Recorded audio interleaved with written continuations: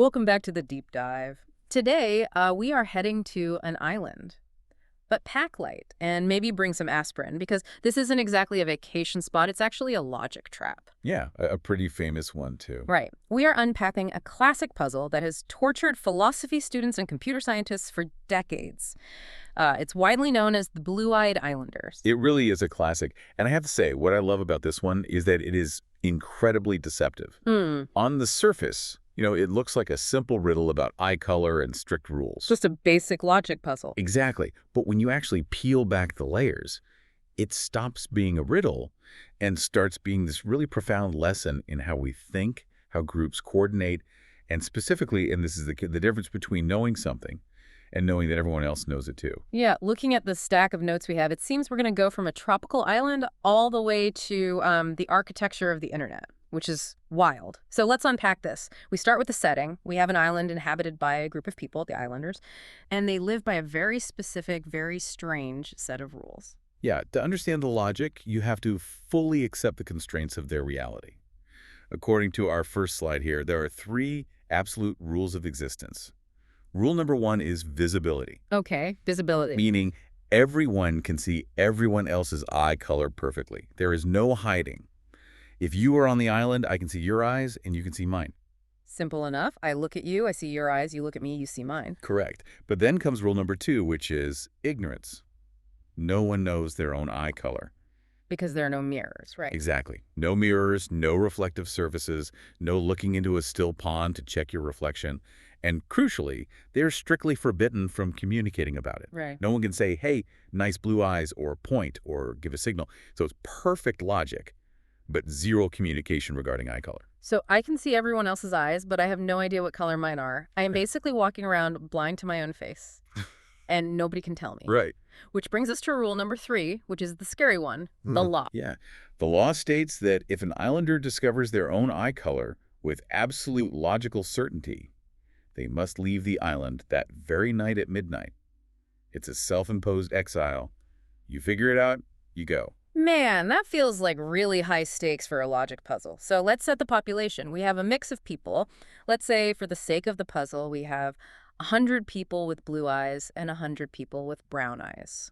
Okay, perfect. They've been living together for years. Everyone sees everyone else.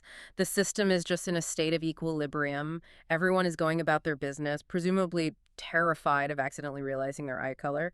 But then we get to the catalyst. This is where the story actually begins. A visitor arrives on the island, and this person isn't bound by the rule of silence. Mm-hmm. So the visitor stands up in front of the entire population, all 200 of them, and makes a public announcement. And what is this earth-shattering announcement? The visitor says, at least one of you has blue eyes. Okay, wait, hold on. This is where I always get stuck with this riddle. I have to play the skeptic here because this just makes no sense to me. Why not? Well, think about it. If I'm a blue-eyed islander, I am standing there looking at 99 other people with blue eyes. I have seen them every single day for 10 years. I know there are blue-eyed people. The visitor is stating the most obvious thing in the world. He is stating a fact that everyone already knows. Yes. So my first reaction is, thanks, Captain Obvious. Why does this even matter? If everyone can already see dozens of blue-eyed people, this statement should be completely useless. It's old news. It shouldn't change a thing.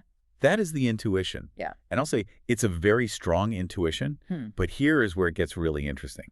That statement, at least one of you has blue eyes, is actually a piece of devastating code. It disturbs the whole system. Even though it's stating the obvious? Even though it seems totally redundant, it starts a clock. A logical countdown. To understand why, we can't look at the group of 100 yet. It's just too messy. The logic is too dense. We have to use the case studies from our source material and strip it down to the simplest possible version of the island to see the mechanics. We need to use induction. Okay, I'm with you. Let's shrink the population. Let's look at case study. The Lonely Blue. This is slide 4 in our stack. Right. Imagine a tiny island where there is only one person with blue eyes. Just one. Everyone else has brown eyes. Okay, so I am the only blue-eyed person. I look around and I see 0 blue eyes. Everyone else is brown. Correct. Now, the visitor arrives and says, at least one of you has blue eyes. What goes through your head? Well, logic kicks in immediately. The visitor said there's at least one. I look around and I see absolutely no one with blue eyes. So if there's one and it's not them, it has to be me. Boom. Conclusion reached. it is me. And because of the law, what happens? I leave that night. Departure on night 1. Precisely.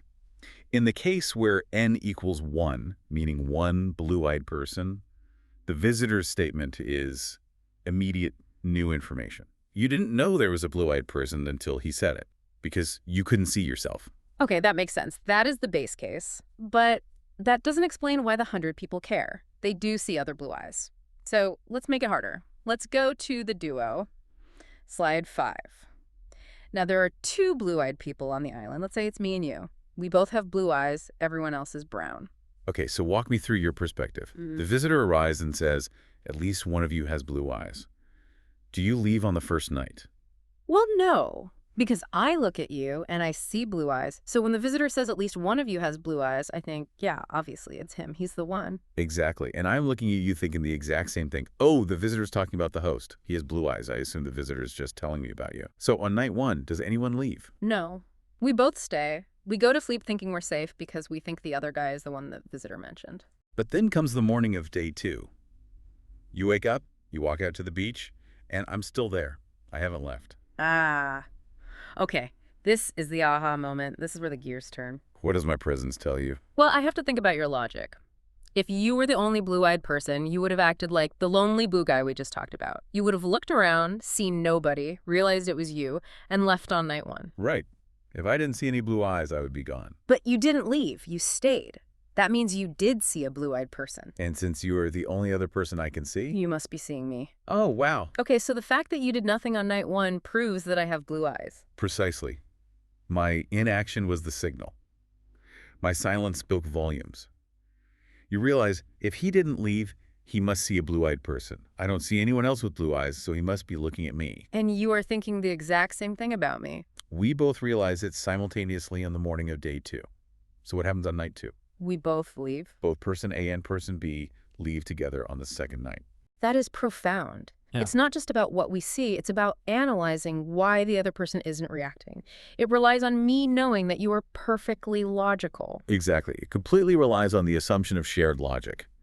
Now, we have to stretch this one step further to really lock it in. Let's go to slide 7. The pattern emerges. Let's add a third person. Me, you, and let's say a listener. 3 blue-eyed people. Okay, slow this down for me. I am looking out. I see you, who has blue eyes, and the listener who has blue eyes. So I see 2 blue-eyed people. The visitor speaks. At least one is blue. Night 1 comes. Does anyone leave? No, I assume he's talking about you 2. Night 2 comes. Does anyone leave? This is the tricky part. I'm watching you and the listener. I'm thinking, okay, if it were just those 2, they would have figured it out by now. Exactly. You are running a simulation in your head.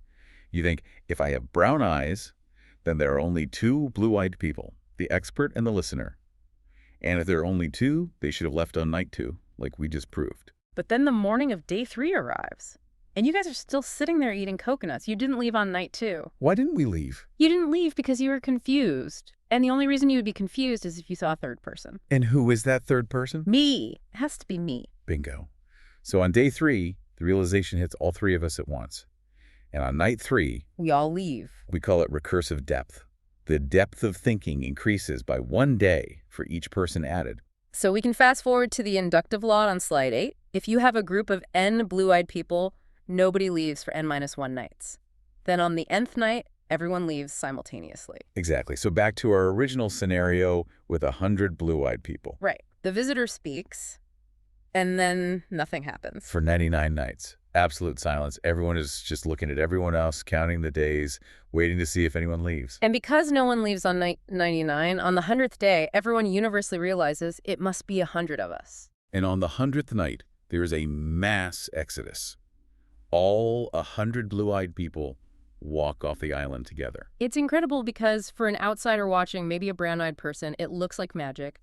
Nothing happens for 3 months, and then suddenly, whoosh, they are gone. But it's perfectly logical. The information was propagating through the silence. Every night that passed without a departure was a piece of data confirming there are more of us. Okay, but I have to play the skeptic again here. I know we just walked through the math and I get the wait and see logic, but let's go back to the paradox of the announcement on slide 9. Sure. In the case of 100 people, everyone already sees 99 blue-eyed people. I know there are blue eyes. You know there are blue eyes. We have known this for years. Why did we need the visitor to say it? Why couldn't we just start the countdown ourselves? This is the question that keeps people up at night. Why does the system hang without the visitor? Yeah. Why didn't I just say, well, I see 99 people. Let's assume I'm the 100th and start counting. Because without the visitor, you don't have a shared starting point. This brings us to the difference between mutual knowledge and common knowledge.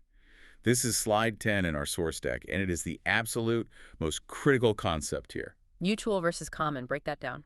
Mutual knowledge is, I know X and you know X. Before the announcement, everyone knew there were blue-eyed people. I knew it. You knew it. That is mutual. We both possess the knowledge privately. Okay, so we are all sitting there with the same facts in our heads. Common knowledge is much stronger. It is, I know that you know X, and I know that you know that I know X. And I know that you know that I know that you know. We all know that we all know. It sounds like a tongue twister. It is. But think about the chain of reasoning on slide 11. The logic of the island requires a chain. If there are 100 people, the logic requires a chain of reasoning 100 layers deep. Okay, explain the chain. Imagine the blue-eyed people are lined up. Person 1 knows there are blue eyes. Person 1 also knows there. Person 2 knows there are blue eyes. That's easy. But does person 1 know that person 2 knows that person 3 knows that person 4 knows? Whoa. My brain is starting to cramp. It's the recursive layers. Look, if there are 100 people, for the logic to work, I need to be sure that everyone down the line is seeing what I'm seeing. But before the visitor speaks, that chain is broken. Where does it break? It breaks at the very end. Even though I see 99 blue eyes, I can't be 100% sure that you don't think there are only 98. And maybe the person you're looking at thinks there are only 97. Without the public announcement, there is a seed of doubt that propagates down the chain. So everyone is trapped in their own private bubble of knowledge, unable to coordinate. Right. The visitor's announcement is what we call a synchronizing event. By saying it publicly, where everyone sees everyone else hearing it, he creates common knowledge. Now, not only do I know there are blue eyes, but I know that you heard it too. And I know you know that I heard it. It cuts through the uncertainty. It creates a day one. Exactly. It creates a shared day one. Before that, everyone could have been on a different day in their head. The visitor sets the clock to 0 for everyone simultaneously. It repairs the chain of reasoning all the way to the 100th person. That is fascinating. It's not about the information itself. It's about the meta-information. It's about knowing what other people know. Spot on. So what does this all mean? I mean, unless we're planning to get stranded on a logic island with a bunch of silent logicians, how does this apply to real life? Well, if we look at slide 12, from islands to algorithms, this is directly applicable to computer science, specifically something called the Byzantine generals problem. I love that name. It sounds like a history lesson from the Roman Empire. It does, but it's actually a foundational problem in distributed computing. Imagine you have a bunch of different computer processors, like servers in a network. They need to coordinate to perform a task, like processing a transaction or updating a database. They are like the silent islanders. They can't just talk to each other easily. They can send messages, but messages can get lost, or servers can crash. They need to be sure everyone else is on the same page before they act. If some processors act and others don't, the system fails or crashes. So they need common knowledge. Exactly. They need a signal that confirms everyone has received the instruction and is ready to move. Without that confirmed common signal, without the visitor, the system hangs. It sits there indefinitely, waiting, just like the Islanders did for years. So the reason my banking app works, or the reason a blockchain stays in sync, is fundamentally solving this blue-eyed islander problem millions of times a day. Essentially, yes. Think about cryptocurrency. The entire concept of a blockchain is about independent computers trying to agree on the state of the world without a central leader. They are trying to achieve consensus. And the confirmations we wait for in crypto. That's exactly like the Islanders waiting for nights to pass. When you wait for 6 confirmations on a blockchain, you are essentially waiting for enough time to pass so that the network achieves common knowledge that the transaction is valid. You are waiting for the logic to propagate. That puts a whole new spin on it. It's not just a riddle. It's the architecture of coordination. It's the glue that holds the digital world together. And it applies to humans, too. If we connect this to the bigger picture, think about social movements or stock market panics. Oh, interesting. Often, everyone knows something is wrong, like a housing bubble or a political regime that has lost support. That's mutual knowledge. Everyone knows it privately, but nothing happens. Why? Because they don't know if everyone else is ready to act. They don't want to be the lonely blue who acts alone and gets crushed. Exactly. Everyone is waiting. Then a visitor comes along, maybe a news report or a public protest or a whistleblower. It doesn't tell anyone anything they didn't privately know, but it makes the knowledge common. And suddenly everyone acts at once. The bubble bursts, the revolution starts, the islanders leave. Precisely. The power of the obvious statement is that it allows us to coordinate. It turns a crowd of individuals into a unified force. This has been a serious mental workout, but a good one. Let's wrap this up by summarizing the key takeaways from our Power of Recursive Logic slide. What are the 3 big things we should remember? First is induction. This is the tool that lets us predict the future, the 100th day, by analyzing the simplest cases, like the lone islander. By solving the small problem, we solve the big one. Right. If you feel overwhelmed by a complex system, shrink it down. If you can solve it for 1 or 2, you can usually solve it for 100. Second is information updates. We tend to think information is only valuable if it's new. But this teaches us that stating the obvious changes the system because it updates the meta-knowledge. The Captain Obvious statement is actually the most important one. Never underestimate the power of saying what everyone is thinking. And finally, meta-knowledge itself. Knowing what others know is the key to coordination. Whether you are a computer server or a person in a society, you cannot act in unison unless you are sure everyone else is on the same page. I love that. It really makes you think about communication differently. It's not just about transferring data. It's about establishing a shared reality. It really is. It explains why we have meetings instead of just emails. We need to see everyone else nodding their heads to know that they know. Well, we've managed to get all 100 islanders off the island safely, and hopefully we didn't lose any of you in the recursive logic loop. I think they made it. Before we go, we always like to leave you with a little something to chew on. A final thought. Right. We talked a lot about what the islanders knew about each other. So here's a question for you, adapted from the source material.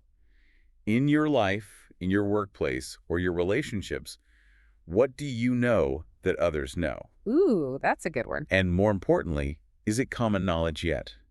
Is there an elephant in the room that everyone sees, but no one has acknowledged? That is the difference between an awkward silence and an actual solution. Sometimes you have to be the visitor. You have to be the one to say the obvious thing out loud to break the deadlock. I think that's great advice. Be the catalyst. Thank you all for joining us on this deep dive into the logic of the Blue-Eyed Islanders. It was a pleasure. See you on the next deep dive.